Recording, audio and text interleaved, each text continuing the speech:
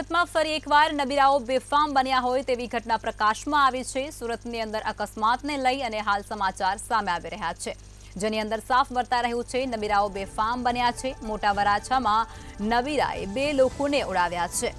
દારૂના નશામાં બેફામ કાર ચલાવી અને અકસ્માત સર્જ્યો છે। અકસ્માતમાં બાઇક ચાલક 2 લોકોને ગંભીર ઈજા પહોંચાડી છે, ત્યારે દારૂ પી અને કાર ચલાવનાર ભાવેશ ચલોડિયાની ધરપકડ પણ કરી લેવામાં આવી છે। તો આ અકસ્માતને લઈને સમાચાર અત્યારે સુરતથી પ્રાપ્ત થઈ રહ્યા છે, જેની અંદર સુરતમાં નબીરાઓ બેફામ બન્યા હોય તેવું કારસ્તાન ફરી એકવાર સામે આવ્યું છે।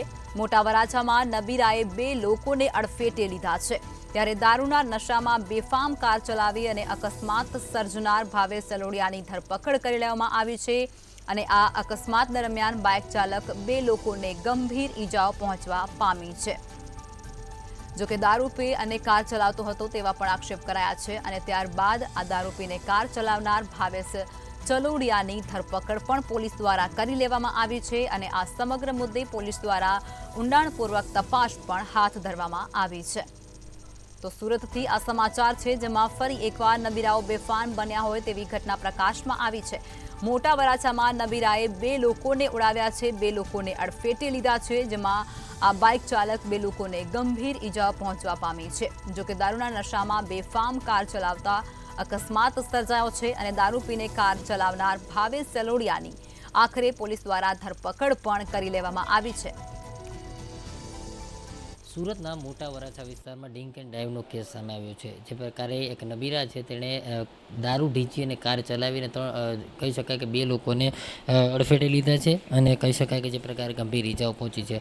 આ જે નબીરા છે તે દારૂ પી અને કાર ચલાવતો હતો ને તે દરમિયાન અચાનક જ તેમને જે રોડ પરથી પસાર થઈ રહેલા જે વાહન ચાલકો છે તેમને અડફેટે લીધા હતા, તેમાંથી 2 લોકોને ગંભીર રીતે ઈજા પહોંચી છે। કહી શકાય કે રાત્રિના સમયે આ સમગ્ર ઘટના બની હતી ને ત્યારબાદ આ જે કાર ચાલક છે તેમને સ્થાનિક લોકોએ પકડી પાડ્યો હતો અને પોલીસને સોંપ્યો હતો। ત્યારબાદ પોલીસે તેમની ધરપકડ કરી હતી। મહત્વનું કહી શકાય કે આ જે નબીરા છે તેમનું નામ ભાવેશ છે અને તે મોટા વરાછા વિસ્તારમાંથી કાર લઈને નીકળતો હતો। તે દરમિયાન બેફામ રીતે દારૂ ઢીંચી અને બેફામ રીતે કાર ચલાવતો હતો અને તે દરમિયાન ઓવર સ્પીડિંગના કારણે આ પ્રકારે અકસ્માત થયો છે। એટલે કહી શકાય કે જે પ્રકારે તથ્ય પટેલ જેવી ઘટના સુરતમાં બનતા સહેજ માટે અટકી ગઈ હતી, પરંતુ જે પ્રકારે આ નબીરા છે તેણે આ પોતાની દારૂ પી અને કાર જે ચલાવી રહ્યો હતો તે દરમિયાન જે પ્રકારે 2 લોકોને અડફેટે લીધા છે તેમાંથી એકની હાલત ગંભીર છે। એટલે કહી શકાય કે જે પ્રકારે આ સમગ્ર મામલે હાલ પોલીસે આ ભાવેશની ધરપકડ કરીને કાયદેસરની કામગીરી હાથ ધરી છે। કારણ કે જે પ્રકારે ધૂળેટી અને હોળી જે કહી શકાય કે હોળીની રાત હતી તે દરમિયાન આ પ્રકારની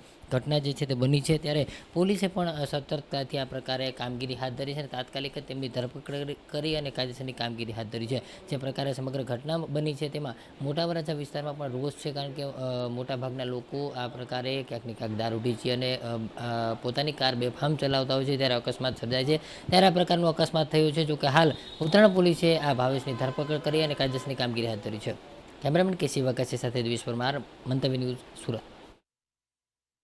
તો સુરતમાં નબીરાઓ બેફામ બન્યા હોય તેવી એક ઘટના પ્રકાશમાં આવી છે। મોટા વરાછામાં નબીરાએ 2 લોકોને અડફેટે લીધા છે। દારૂના નશામાં બેફામ કાર ચલાવી અને અકસ્માત સર્જ્યો હતો।